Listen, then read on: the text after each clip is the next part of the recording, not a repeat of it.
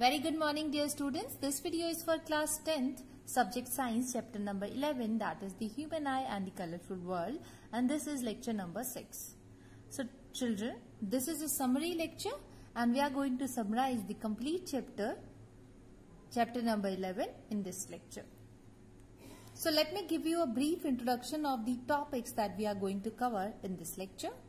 So the first topic that we are going to cover is the human eye, in which we will see the structure of human eye and we will also understand the functioning of various parts of eye. Then power of accommodation.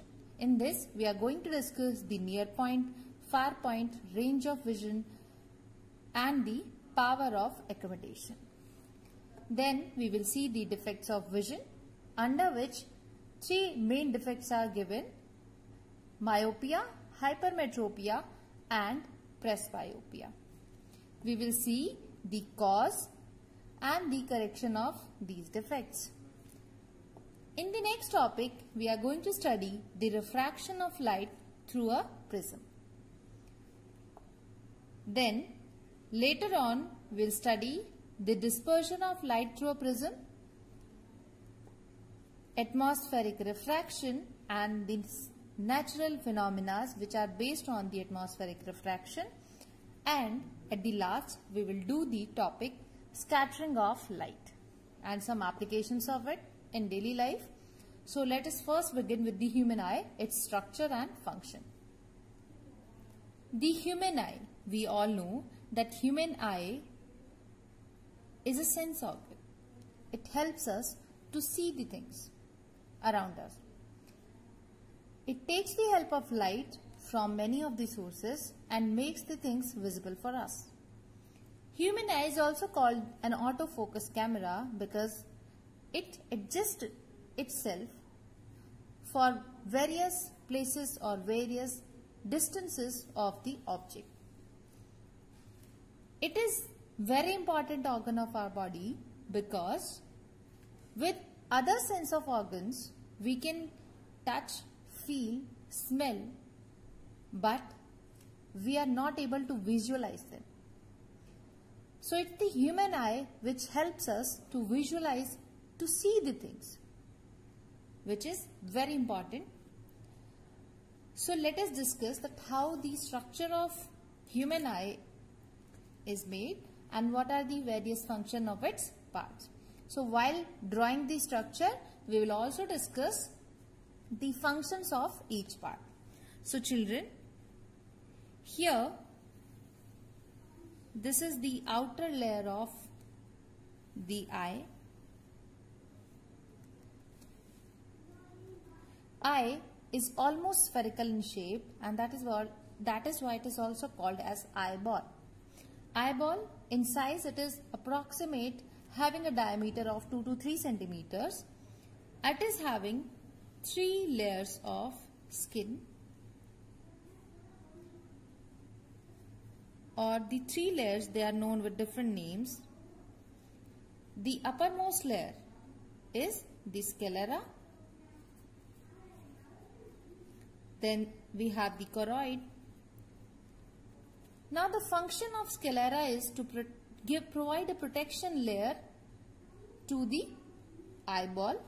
Choroid is having the blood nerve cells in this part of the eye. So in this layer itself, the blood cells are present which are providing the nutrition to the eye, or they are also supplying the oxygen to the human eye. Then we have the innermost layer which is called the screen of the eye, because eye is like a camera and a camera is having a screen. So here retina is performing that function. Retina acts as a screen. So if we talk about the functions of retina, it acts as a screen. It has the photoreceptors which are called rod cells and cone cells. So rod cells are sensitive to the brightness of the light and cone cells are sensitive to the colors. These are the photoreceptors which become active when the light falls on them. So if the brightness of the light falls on them, then the rod cells get activated, and when the light of some particular color falls on the retina, then cone cells get activated. They give the signal to the optic nerve. Now here, this is the optic nerve.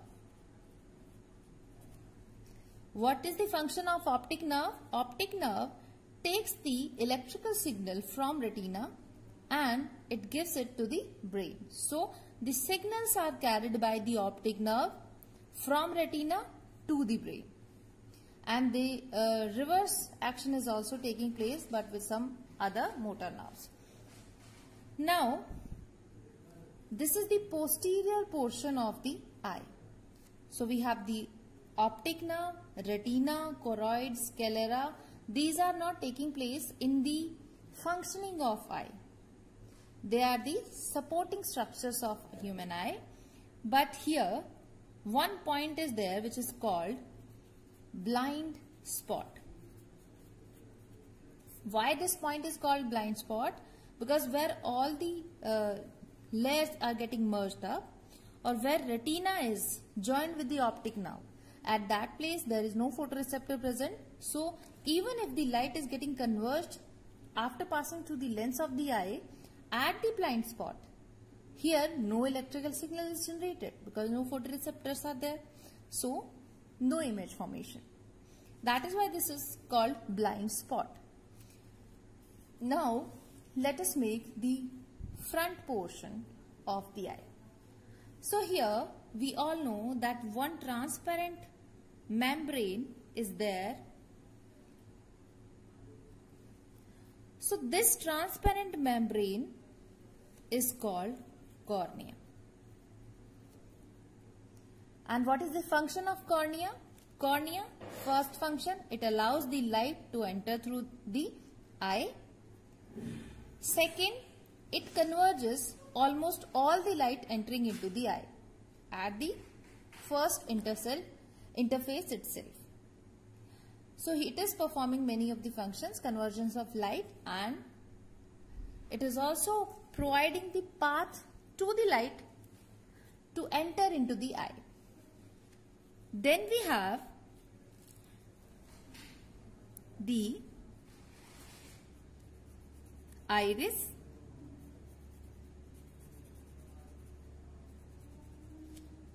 Iris is the black portion that we see as a circular black portion in our eyes. This is a muscular diaphragm. So here, this black muscular diaphragm is the iris.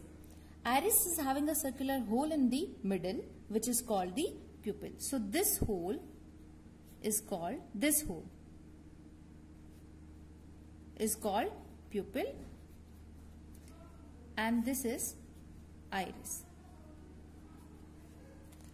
So the function of iris is it gives the color to the eye, and it also controls and regulates the amount of light entering into the eye by regulating the size of the pupil.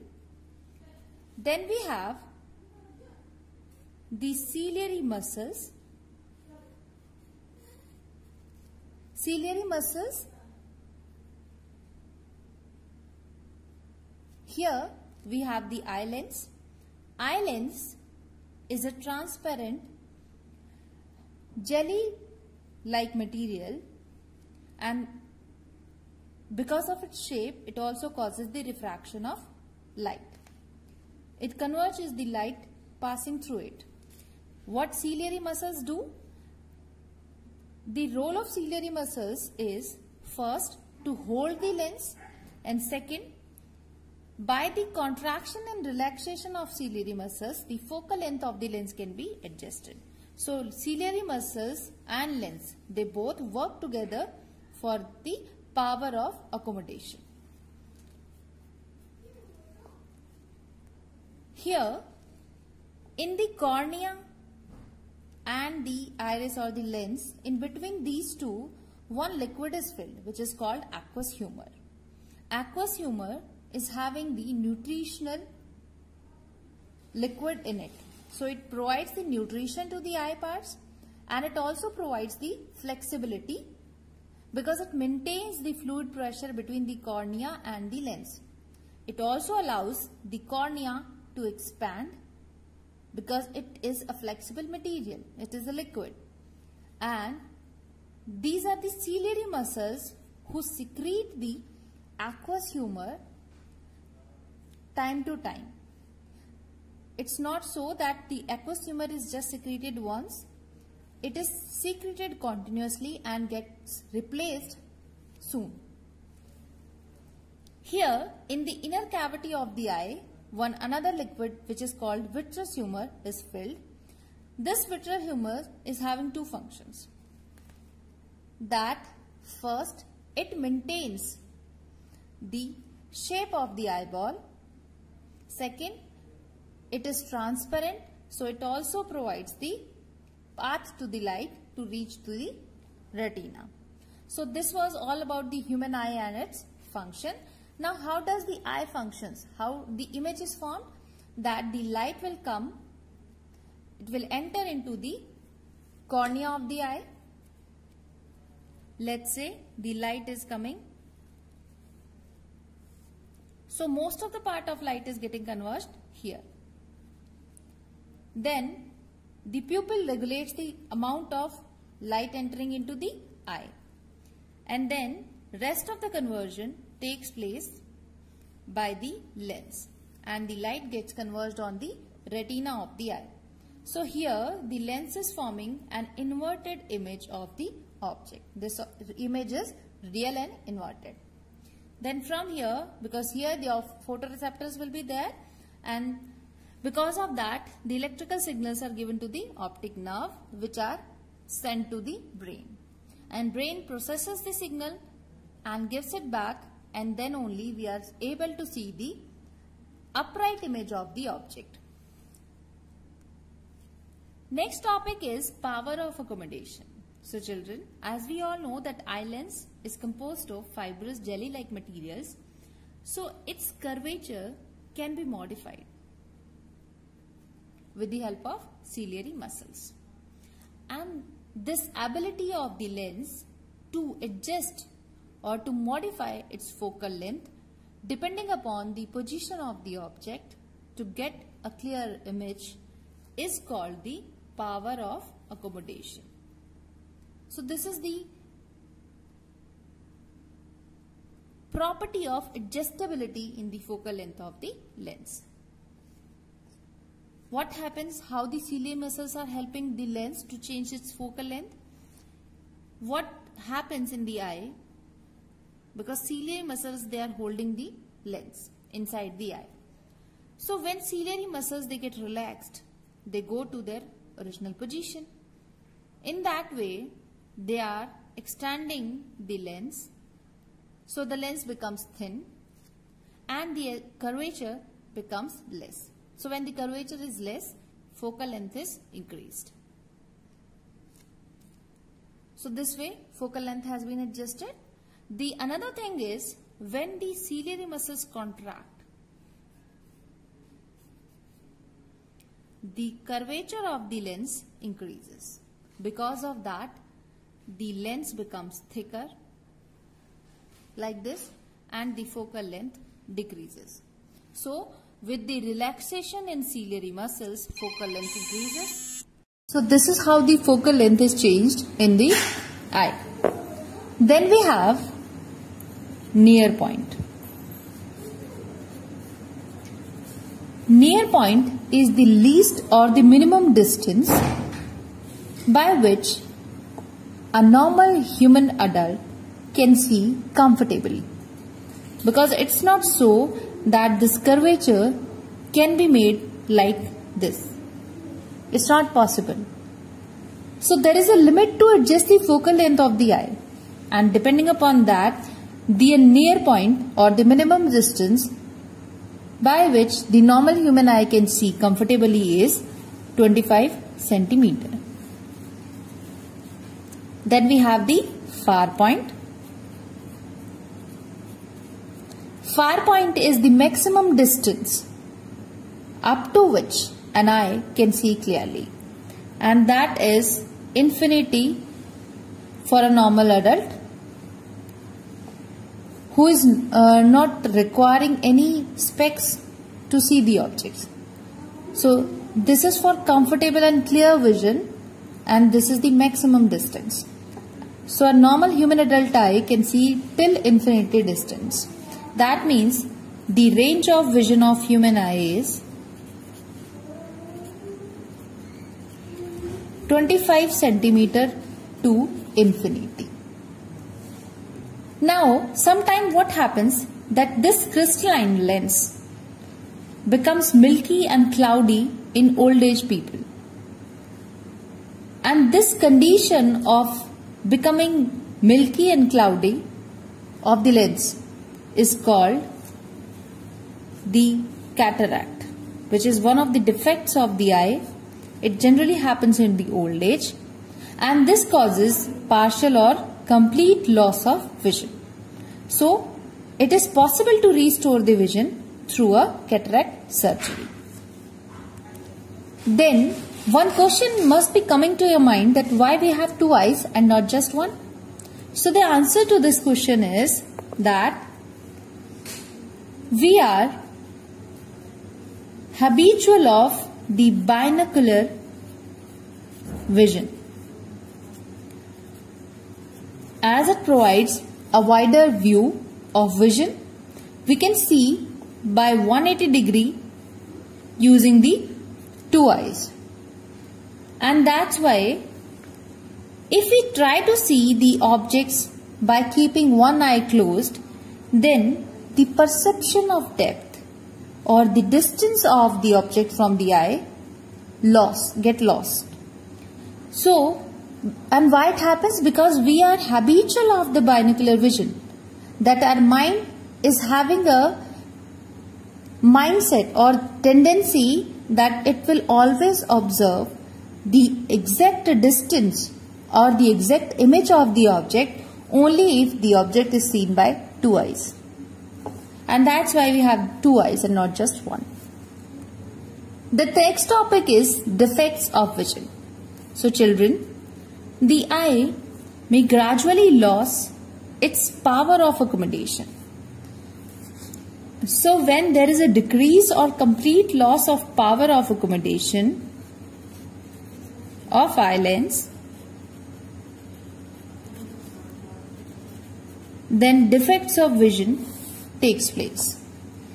The three main types of defects are myopia. Myopia is also called nearsightedness. Why it is called nearsightedness? Because in this type of defect, the person who is suffering from myopia will be able to see the nearby objects, but he will not be able to see the faraway objects clearly. Why it happens? It happens because there can be two reasons for this. The first reason is the excessive curvature of the eye lens. Second, the eye ball becomes too big.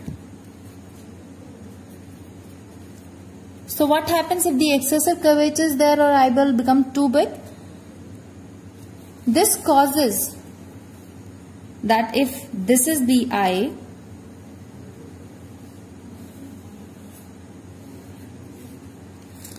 either the convergence of the lens has become too much, that means the light rays which are coming from far away or from an object which is at a higher distance, then they will get converged before the retina. So the object is not visible to us clearly, it will look blurry to us. Or sometime what happens that the lens is properly functioning, its adjustability is proper, but the eye size or the size of the eyeball becomes big. That means the retina has been shifted and the eye is not able to, or the lens is not able to converge the light on the retina. So no image formation and the object looks blurred to us. So these can be the reasons. Now how this defect can be corrected? It can be corrected using a concave lens, which is also called as diverging lens. So if the convergence is more, we have to decrease it. For that, a suitable powered concave lens is used to correct this defect. So what happens here? The far point of the object get shifted. Now the eye is not able to see comfortably or clearly at infinite distance. The far point is somewhat less than the infinite. Now, the next effect is hypermetropia, which is also called hyperopia or farsightedness. What happens in this disease? That the person who is suffering from hypermetropia will not be able to see the nearby objects, but he is able to see the objects at a very far away distance clearly. What is the cause of it? The cause must be reverse of myopia. Less convergence of the, or curvature becomes less flexible.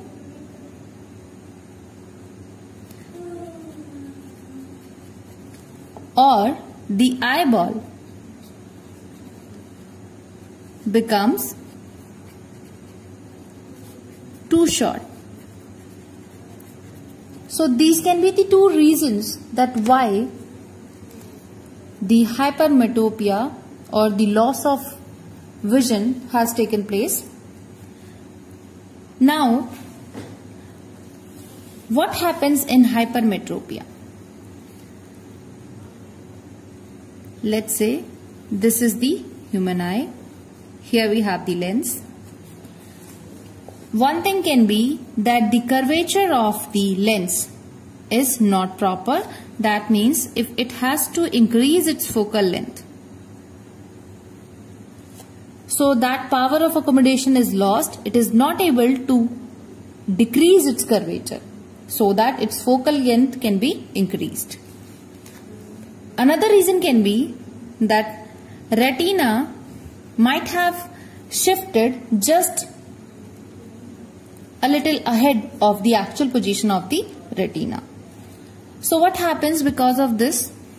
Either if the lens is properly working, then the light rays coming from the nearby object will get converged after the retina, and this same process will also take place if the eyeball becomes too short.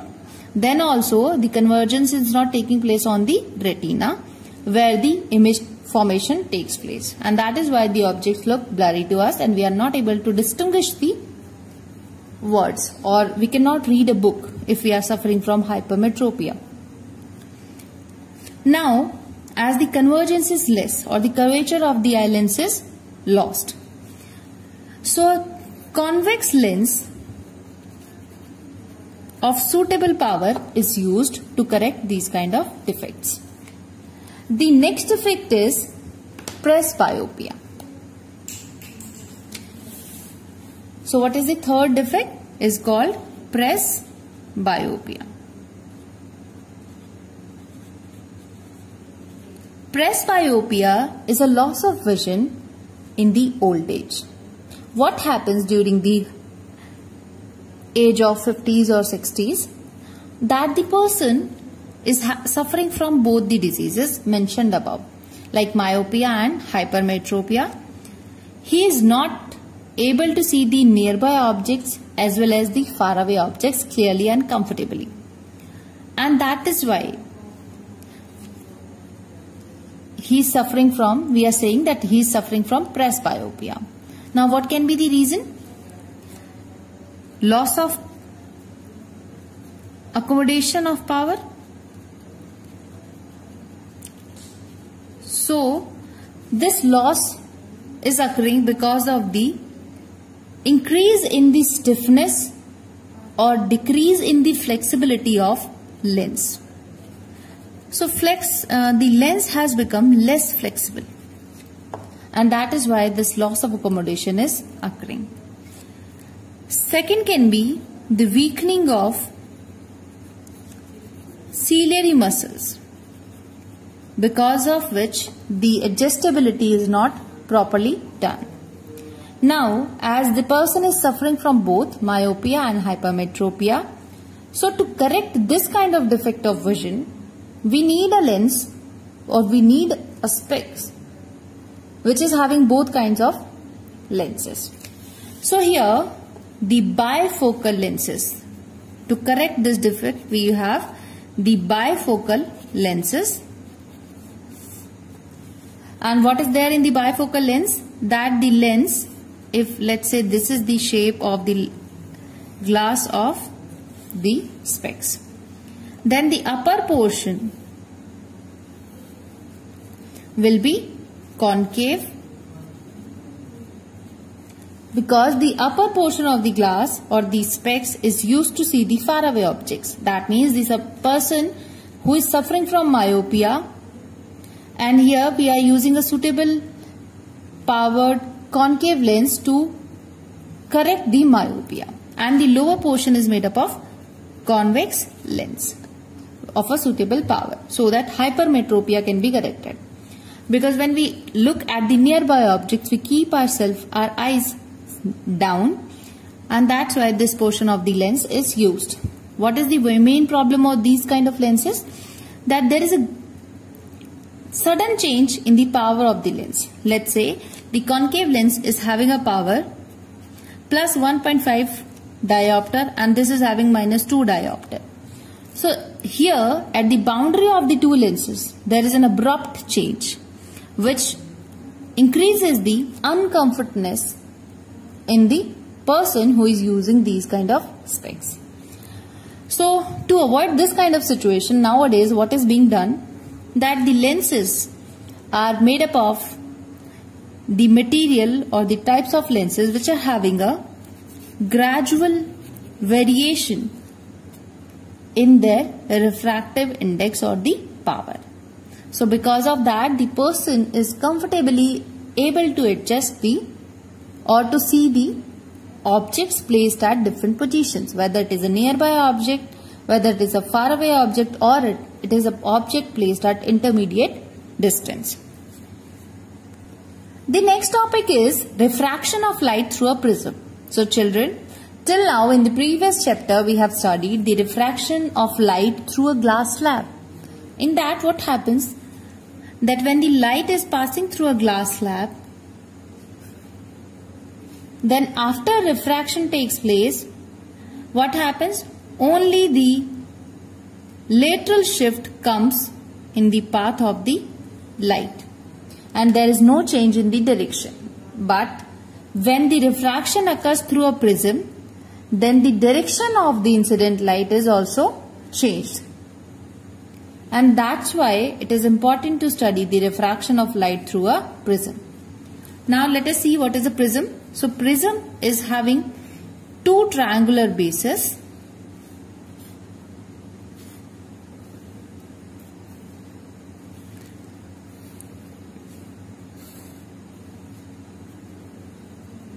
And three plane surfaces which are inclined on each other at a particular angle. Let's say this is A. So this angle is called the angle of prism. Greater the value of this angle of prism, greater will be the refraction that takes place when the light falls on the surface of the prism. Now, what happens? Let's say here we have a prism. and a single ray of light. So we can use some kind of slit to produce an obstacle to the light so that single ray of light falls on the prism. Then as this is a plane surface inclined on the surface, the light will get refracted. So it has to bend towards the normal. So it will go like that. Again at the second interface, one more normal will be there. And now the light is entering from, it is going from denser to rarer medium. So it has to go away from the normal. So if it goes this way towards the normal, this will be the opposite case. So it has to bend away from the normal in this way. Now you can see that light has changed its direction after passing through the prism. So this is called the refraction of the light passing through a prism. So bending of light or change in the direction of light is taking place because of this prism. Here, how can we measure that to how much extent the light has changed its direction? So dear, what we are going to do, that first we have to extend the original direction of the light. And then we have to extend the refracted light or the emerged light ray. So the light rays which are extended, they meet each other inside the prism, and we get that these two are having an angle difference in between them. That means the second emergent ray is inclined on the incident light, or it has changed its direction by an angle of delta. So this delta is called angle of minimum deviation.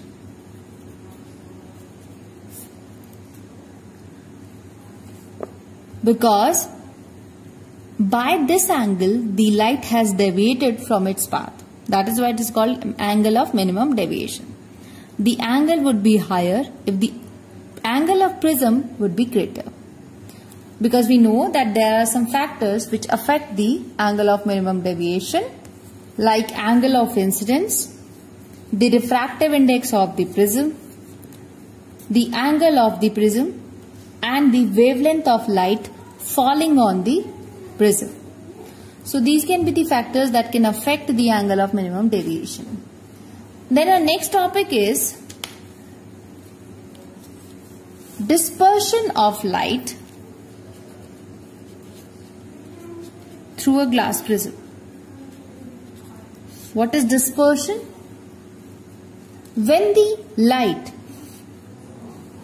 passes through a transparent medium, it gets splitted into its constituent colors. Why so? Because we all know that white light which comes from sun is made up of 7 different colors having their own wavelengths, under which we have also studied Vibgyor, violet, indigo, blue, green, yellow, orange, red. Violet is having the smallest wavelength, red is having the highest wavelength. That means violet travels slowest and red travels fastest in any other medium. Because the white light or all the colors of light, they travel with the same speed when they travel in air or vacuum. But just after entering into any other transparent medium, remember, any other transparent medium, it can be a water droplet, it can be glass, or it can be any other lens as well. So lens will not disperse the light if the light is achromatic. That means light is having no colors, then it will not disperse the light. But if light is chromatic, then it will disperse the light for sure. it depends on the refractive index of the material that to which extent the light is getting dispersed.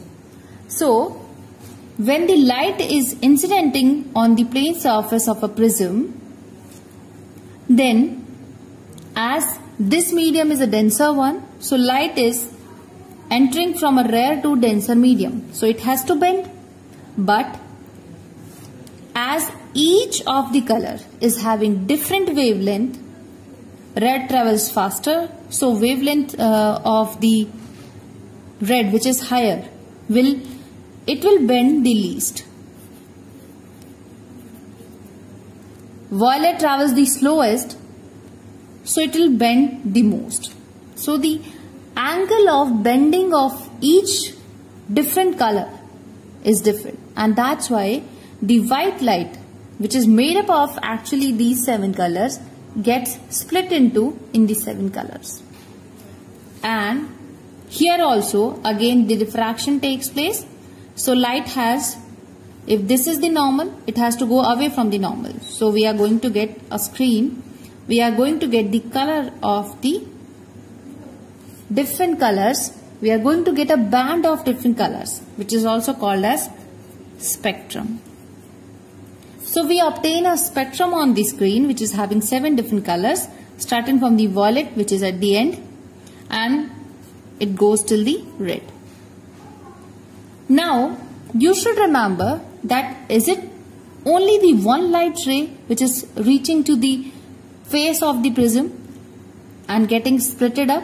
No. If only one light ray is going, so one band is obtained. But if, let's say, another light ray is also reaching to the prism surface, it will also bend into the 7 different colors. Red will be the uppermost color. Here we will have the violet.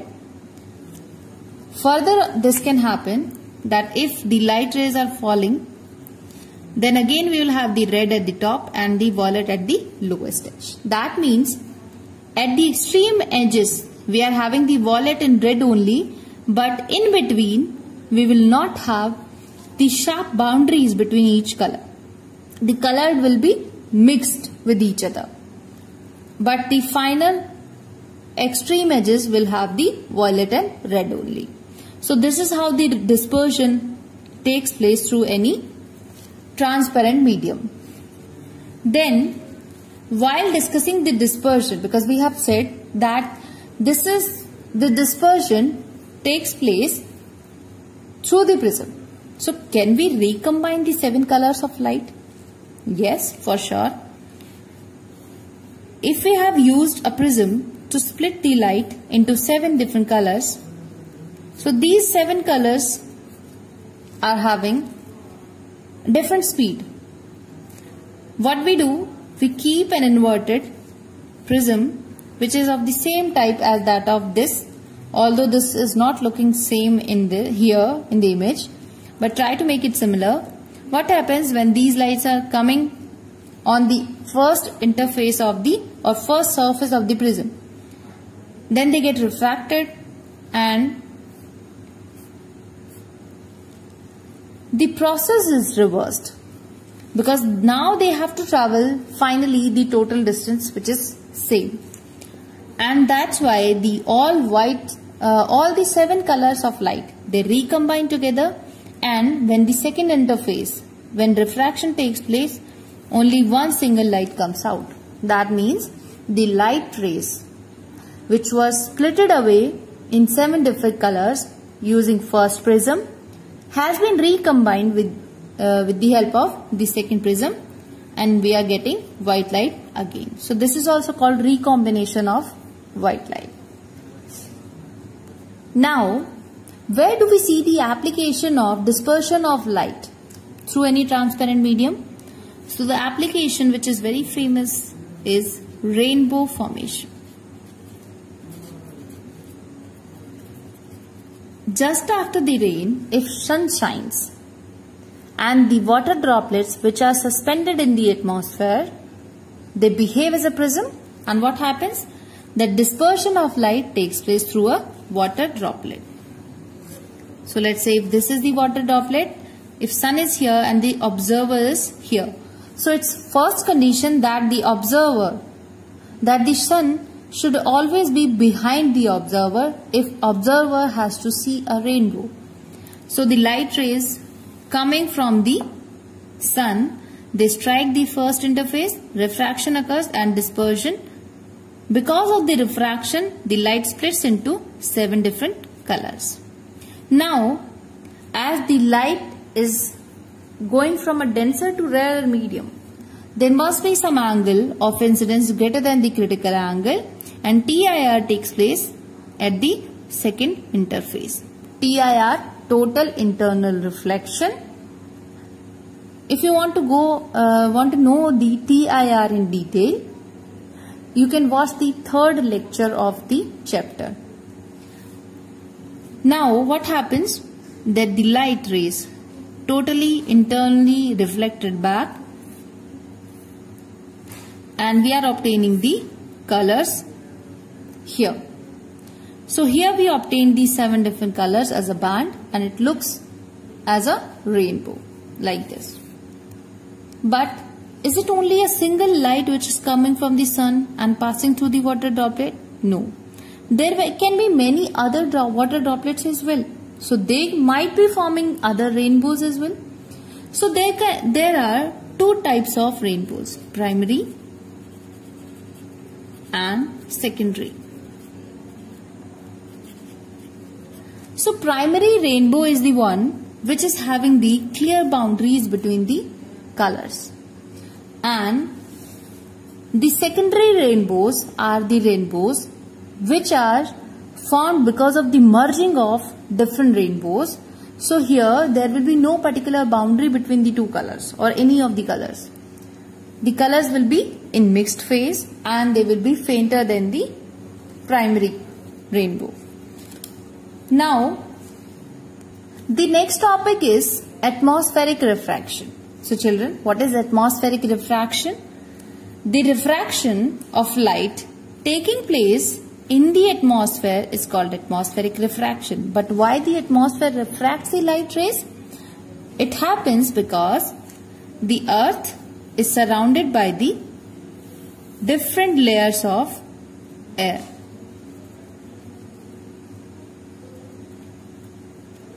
And the density, optical density of each layer of air is different. So how the optical density is varying? When we reach towards the earth, the optical density increases as we go towards the earth. Why so? Because the hotter air goes up and remains on the uppermost layer of the surface, whereas the colder air remains near the surface of the earth. So here you can see that although there is no particular boundary, but we can differentiate between the optical density of this layer, and the lowermost layer. So this is the closest layer which is having the highest optical density. The dots are representing the density of the air. That means when the light rays coming from sun travel towards the earth, then what happens? That at the interface of each, because now they are behaving as a different medium, so the light is entering from vacuum to hotter air region. So it is entering into a denser region as compared to the vacuum or air. That means the refractive indexes keep on increasing. What happens here? The banding of light will take place as the light is going from rare to denser. So let's say if this is the normal of the surface, then it has to bend towards the normal. Then again at this interface it will bend. Again it will bend because it is reaching from rare to denser, then rare to denser, then rare to denser, and then again rare to denser. So what is happening? That the optical density of all these layers of atmosphere do not remain same. it's keep on varying, changing. That means there are fluctuations in the optical density of the atmosphere. So the first thing, that why the atmospheric refraction takes place must be clear to you all, that the optical density of the layers of air in the atmosphere is different, because of which the light gets bent. It is called atmospheric refraction. Now this atmospheric refraction is having its applications in our day-to-day life. The first application is twinkling of stars.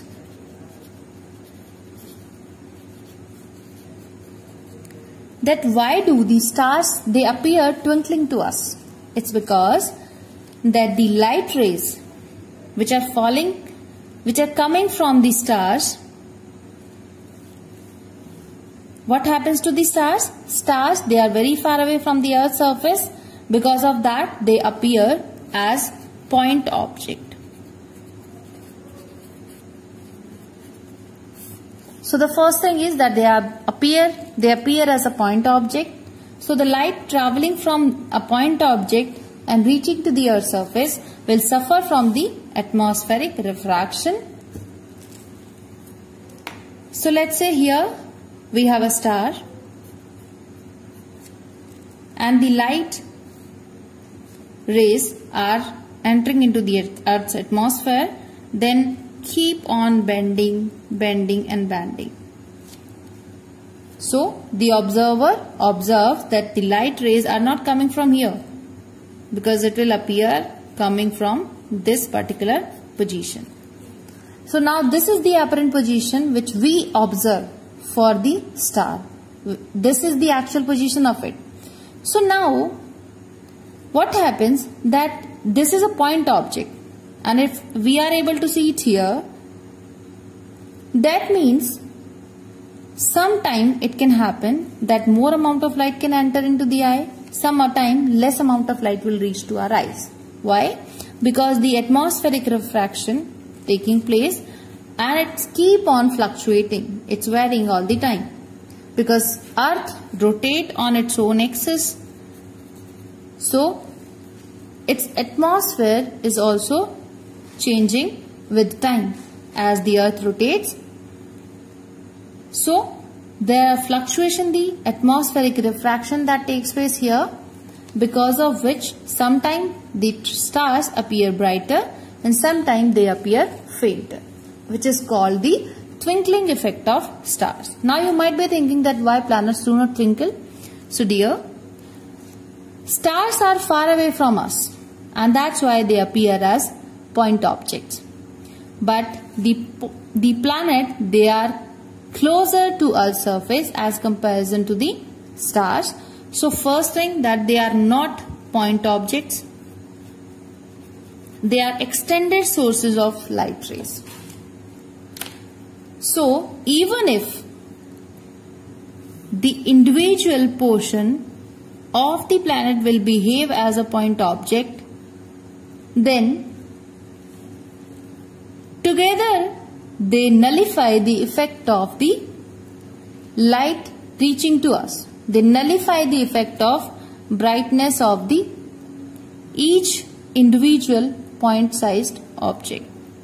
That's why they do not appear to be twinkling. Now, another application can be advanced sunrise and delayed sunset. How it happens? That when sun is actually below the horizon, it will take some time to reach this point so that we can observe it. But we are able to see the sun even before it reaches to the horizon. Why so? Because the light rays coming from sun, they keep on bending because of the atmospheric refraction that takes place. So we are able to see the apparent image of the sun here.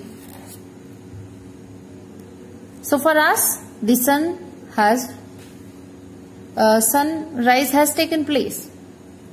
But still there is some time lag between the actual position of the sun and the apparent position of the sun, which is approximate 2 minutes. So we are able to see the sunrise even before 2 minutes of its actual sunrise. And the same thing happens during the sunset, that when the sun is here, still we are able to see it, and the sunset for us is delayed. So these are the applications of atmospheric refraction. Then the last topic of this chapter is scattering of light. So what is scattering of light? When the light is coming from sun or from any other source, it interacts with the matter which is present in its path. What happens when it travels? Let's say this is the light ray coming from some source. It strikes with a particle in its path. Then this particle first absorbs the light reaching to it and then re-emit the light in different directions. And this change, first absorption of light and then re-emission of light into different directions, is called scattering of light. Now, we all know that there can be two kinds of light. Either it can be of a single color, then it will be called as chromatic light. Or it can be composed of many colors, like the white light coming from the sun, which is made up of 7 different colors, having their individual different wavelengths. Now, does scattering take place at all the conditions? No. It depends on the size of the particle and the wavelength of the light falling on the particle. So the condition is that the extent of scattering, that how much scattering will be done for a particular color of light, is given as that the scattering or the intensity of scattering of light is inversely proportional to the 4th power of the wavelength of the light falling on the particle. That means if the wavelength is very small, then scattering will be very high, or the color of a color having the smaller wavelength will get scattered more, and the color having higher wavelength will scatter the least. That means if we compare the VIBGYOR according to their wavelength, then that means the violet scatters the most and the red scatters the least. Now, this law is called Rayleigh's law of scattering of light. Now, this is only applicable for the size of the particle.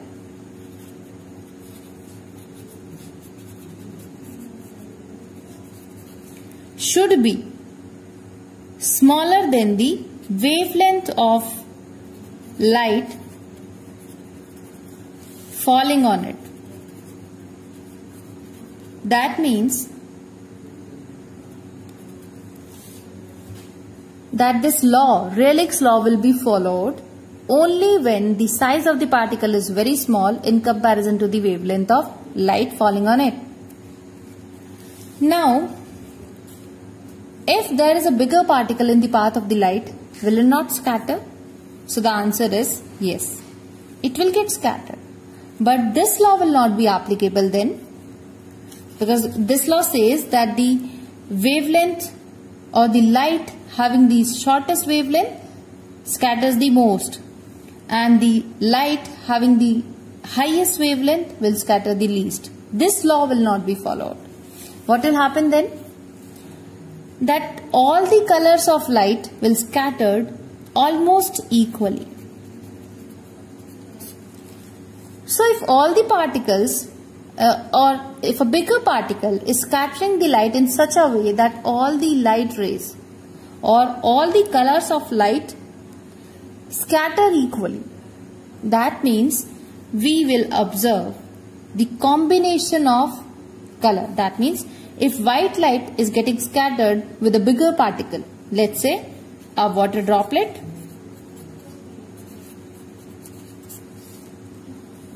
or some dust particle which is comparatively bigger in size, then white light will be scattered, or we will we will observe that white light is spreading into different directions. Now this is all about the scattering of light. Then we have a phenomena that you have already studied in 9th class, which is also called Tyndall effect. What is Tyndall effect? That when the light passes through a colloidal solution, its path or the path of the light becomes illuminated or visible. You might have observed that when the light is coming, or let me show you a picture. Here we have a picture in front of you which is showing the dark forest to you. But the sunlight which is falling through the canopy of the trees into the forest is visible to us. We can see the path of light rays coming like this. What is happening? That the dust particles or the air particles which are smaller in size, they are scattering the light, because of which the path of the light becomes visible, and this is called the Tyndall effect. Now let us see some of the applications of scattering of light. So the very first application is that why the sky appears blue most of the time. So the reason is that the light rays coming from the sun reaches to the earth after the scattering of light. But the atmospheric particle, as they are smaller in size, they will scatter the violet, indigo, blue more than yellow, red and orange. That means the scattering of violet, indigo and blue is more in comparison to the red, orange and yellow. So if the scattering of blue color or violet, indigo color is taking place more, then the blue color or the violet and indigo colors, they reaches to the sky and the sky appears blue to us. But the eyes are less sensitive towards the violet and indigo, and it is more sensitive towards the blue color. That is why we are not observing the violet color. Now the second application is reddening of sun and sky surrounding it during the sunrise and the sunset. Why sun appears reddish in the sunrise and sunset? So the reason is that when the sun is below the horizon, then the light rays coming from sun, they travel the longest distance in atmosphere of earth, because of which the light of shorter wavelengths gets scattered off. So violet, indigo, blue, they goes off, and only the red, orange, yellow, these are the wavelengths of higher these are the lights of higher wavelength, so they are only able to reach the earth's surface, and that's why we are observing sun and the sky around it as red in color. Now the next application is that color of sky in absence of atmosphere. That how will the sky appear in the absence of atmosphere? So the answer is that the sky will appear dark or black in color when there will be no atmosphere. Why? Because no refraction or no scattering will take place. The next application is why clouds are white. So the reason of clouds being white is because clouds are made up of water droplets. Water droplets, they are bigger particles in comparison to the light rays falling on them. That means they scatter the light of different colors almost equally. And that's why they appear white. Then the next application is why the danger signals are made up of red color instead of any other color.